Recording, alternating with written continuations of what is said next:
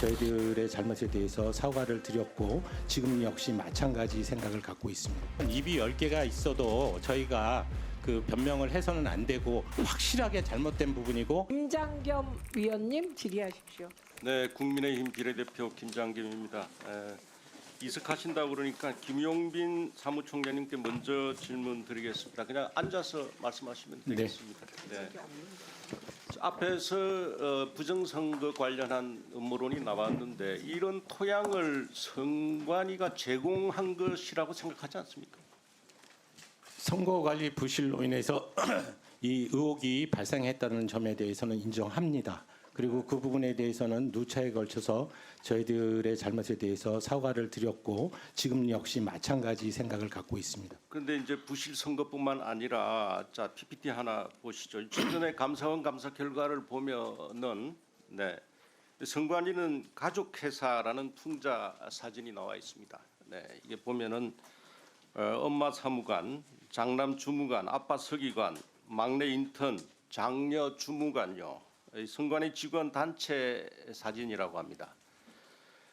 이 선관위 가족 채용 비리를 풍자하는 그림인데 이게 근데 그 감사원 감사 결과는 상당히 충격적이죠. 뭐 언론 보도 좀 봐서 아는데 다 아시죠? 네.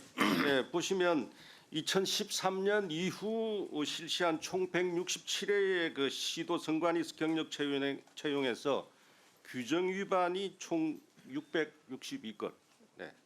같은 기간 중앙선관위에서 실시한 총 124회 경력 채용에서 216건 이렇게 위반이 확인됐는데 이것은 뭐 복마전이라고 생각하지 않습니까? 네. 저희는 기본적으로 감사원 감사 결과를 겸허하게 수용하는 그런 입장입니다만은 그 결과 보고서의 내용을 보시면 기본적으로 감사원은 저희 선거관리위원회를 헌법기관으로 보지 않고 특수한 행정기관임을 전제로 감사 결과를 낸 것 같습니다. 그 취지는 그러니까 지금 말씀하시는 네, 그러니까 취지는 규정 위반 그 건수에 대해서 말씀을 드리면 그 헌법기관은 자율적으로 그 조직이나 인사에 대해서 다른 자율적으로 규칙에 의해서 규정을 두도록 되어 있습니다. 역시 국회도 마찬가지고요. 그러니까 법원도 마찬가지입니다. 부정과 불법이 네. 없었다는 아니 말씀인가요? 그런 취지가 아닙니다. 근데 감사원은 뭐라고 그러냐면 자 총장님 시간이 없으니까 그러면 제가 감사원 그 선관위 경력 채용 조사 결과 일부 발췌해서 말씀드리겠습니다. 전남 선관위는요 박찬진 전 사무총장 딸을 합격시키기 위해서 면접 점수를 조작해서 기입합니다. 강화군 선관위는 김세환 전 사무총장과 친분이 있는 인물들을 면접위원으로 선임합니다. 충청북도 선관위는요 송봉섭 전 사무총장 청탁을 받아가지고 딸 한 사람만을 대상으로 하는 경쟁 채용을 진행합니다. 서울 선관위는요 전 서울 선관위 상임위원 아들이 자격 요건이 없었음에도 채용합니다. 이런 사실이 적발됐는데 이게 전부 지금 헌법기관으로 보지 않은 결과라고 보십니까? 아닙니다. 그 부분에 대해서는 입이 10개가 있어도 저희가 그 변명을 해서는 안 되고 확실하게 잘못된 부분이고 이 부분은 이러한 비리들은 완전히 척결해야 되는 대상이라고 생각합니다. 그러니까 지금 가족 특혜 채용, 비위 채용에다가 부실 선거 관리, 속구리 투표 이런 게 만연하니까 국민들이 아니 부정선 음모론이 그렇게 해서 잘하는 거 아니겠습니까? 네, 인정합니다. 네. 부정선거 음모론이 안 생겨나는 게 더 이상하지 네. 않나요? 그러니까 이게 지금 상황에서는 이 선관위의 자정 능력을 도저히 저는 기대할 수 없거든요. 그런데도 헌법재판소는 감사원 감사를 앞으로 받지 않아도 된다. 이렇게 이게 뭐 가족회사가 가족회사를 봐주는 것 같아요. 그 부분에 대해서 조금 설명을 좀 드리겠습니다. 저희가 권한쟁의 심판에서 대상으로 삼은 것은 선거관리위원회가 헌법기관이냐 그렇다면 다른 헌법기관과 마찬가지 즉 국회와 법원, 헌법재판소와 동일한 대우를 해달라는 겁니다. 그런데 감사원법의 처음 제정 취지는 선관위도 감사원 감사를 받아야 된다라고 주장하는 말씀을 드리는 보도가 부분이 많이 나왔어요. 선거관리위원회가 헌법기관이라는 걸 일단 판정을 해주고 그렇다면 다른 헌법기관인 국회나 법원, 헌법재판소와 이 헌법기관인 선거관리위원회를 차등해서 대우하는 것이 맞느냐 이 부분에 대해서 판단을 구했던 것입니다. 그러면 헌법재판소가 과도한 판결을 한 겁니까? 본 의원이 헌법재판소는 그러니까 법리적으로 당연히 그렇게 결론을 낼 수밖에 없습니다.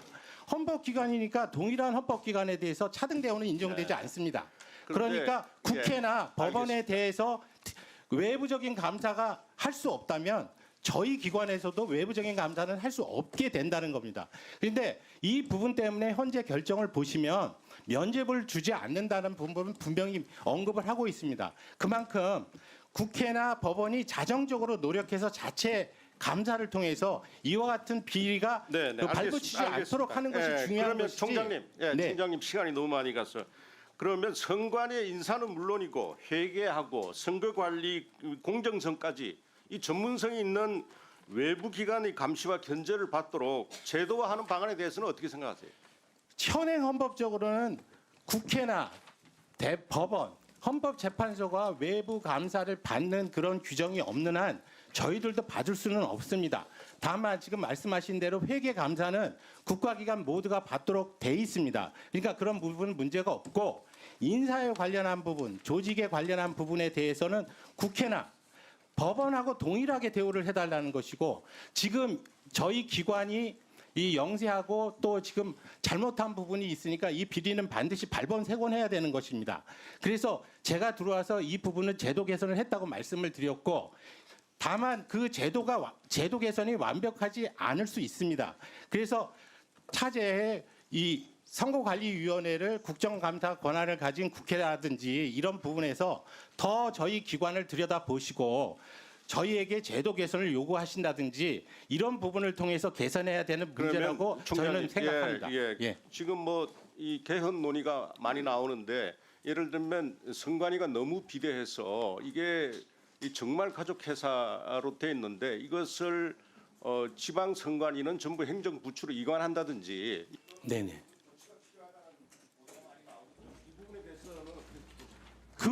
그런 의견도 충분히 가능합니다. 즉 선거관리기관이라고 해서 헌법기관이 당연히 되는 것은 아닙니다.